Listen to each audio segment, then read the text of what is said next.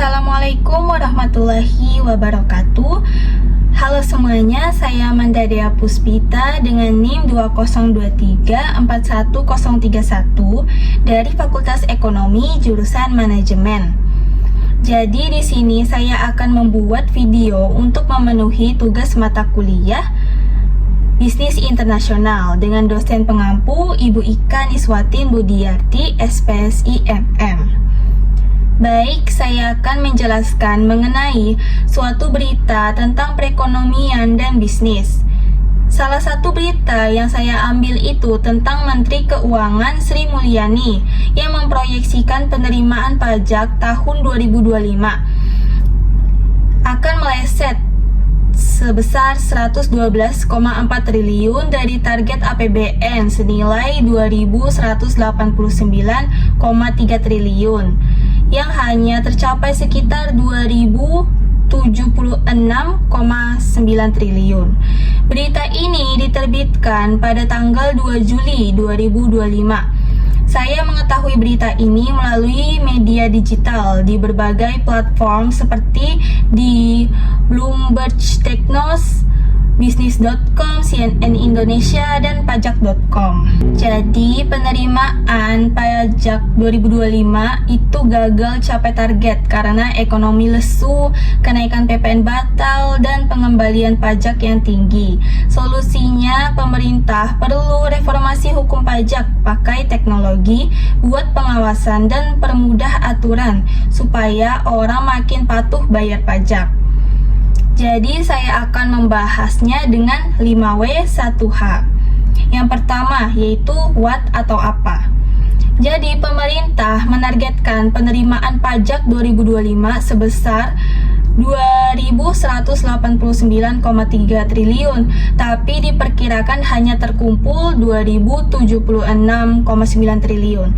Jadi ada kekurangan senilai 112,4 triliun. Yang kedua yaitu why atau mengapa. Kekurangan ini terjadi karena batalnya kenaikan PPN 12%, ekonomi belum pulih, harga komoditas turun, dan pengembalian pajak atau restitusi yang tinggi. Yang ketiga yaitu who, siapa. Pemerintah, khususnya Kementerian Keuangan dan Ditjen Pajak. Yang keempat yaitu when atau kapan. Proyeksi ini disampaikan pada awal Juli tahun 2025. Lalu selanjutnya where, di mana? Disampaikan di Jakarta dalam rapat bersama DPR. Dan yang terakhir, how atau bagaimana. Pemerintah tetap berusaha menutup kekurangan dengan memperbaiki sistem pajak, meningkatkan kepatuhan, dan memberi insentif agar ekonomi tetap bergerak. Jadi, untuk kebijakan yang dapat diambil oleh pemerintah dalam penanganan kasus tersebut, yaitu dengan memperluas basis pajak, menggunakan teknologi seperti sistem pajak online, e-filing, dan data digital, meningkatkan kepatuhan wajib pajak, memberi insentif pajak, dan memperbaiki pelayanan pajak. Nah, ada beberapa jurnal yang bisa jadi pendukung analisis terkait kebijakan penanganan shortfall pajak tahun 2025. Jurnal yang pertama yaitu berbunyi Reformasi Hukum Pajak di Indonesia, Tantangan dan Peluang untuk Peningkatan Keadilan Fiskal. Dalam jurnal Ilmu Sosial Vol 6 nomor 2 tahun 2023 oleh Fitri Wahyuni.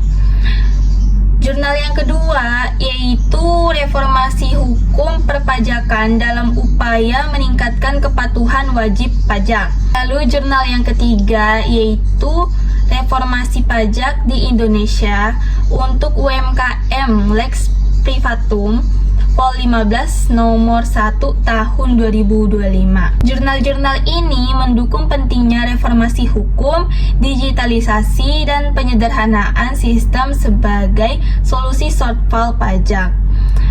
Baik, cukup sekian dari hasil pemaparan jawaban saya.